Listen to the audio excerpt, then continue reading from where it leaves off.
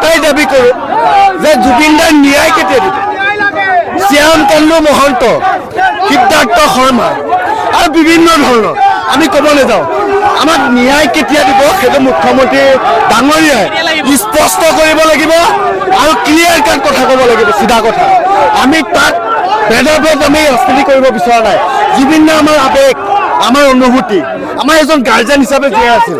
গতিকে জুবিন দাই ন্যায় কেতিয়া দিব আৰু তিনি মাহ আমি ধৈৰ্য ধৰিব নোৱাৰো, কাৰণ জাতিৰ প্ৰতি আৱেগ আছে, কাৰণ জাতিটো আমি ভাল পাওঁ।